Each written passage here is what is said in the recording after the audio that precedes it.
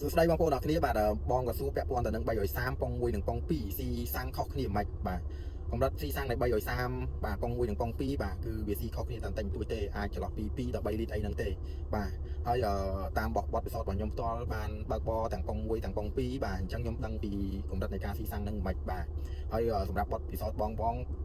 អាចនិយាយបានថាគឺខុសគ្នាបាទកម្រិតនៃការជន់បាទជន់ខ្លាំងជន់ខ្សោយអីចឹងទៅបាទកម្រិតស៊ីសាំងហ្នឹងក៏វាទៅតាមហ្នឹងដែរបាទអញ្ចឹងជាទូទៅបាទ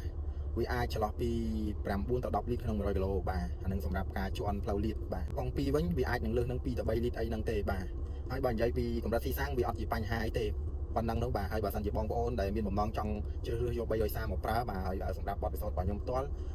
ការប្រើប្រាស់ប៉ុង1និងប៉ុង2ហ្នឹងការជន់លបឿនគឺវាស្មូតដូចគ្នាបាទតែសម្រាប់ប៉ុង2បាទវាមានបញ្ហាច្រើនបន្តិចទៅលើពាក់ព័ន្ធទៅលើកញ្ចប់កលេជាមួយនឹងប៉ុងកញ្ចប់កលេជាមួយនឹងប្រអប់លេខបាទវាអាចនឹងមានបញ្ហាត្រគាកប្រឡងបាទវាធ្វើឲ្យ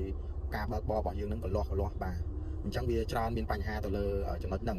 បងប្អូនដែលប្រើប្រាស់ប៉ុង2ហ្នឹងបើកបរនៅលបឿន8ឬក៏9ហ្នឹងវាអាចកលាស់ឬក៏ខ្ទាស់ខាងក្នុងហ្នឹងបាទវាអាចមកពីបញ្ហាមួយហ្នឹងបញ្ហាតកាប់កលេនិងតកាប់ប៉ុងបាទអញ្ចឹងបងប្អូនអាសាឆែកមើលទៅហើយរត់វាឲ្យណែនទៅបាទវាក៏វាលែងជាបញ្ហាហើយហ្នឹងហើយអរគុណច្រើនបាយបាយ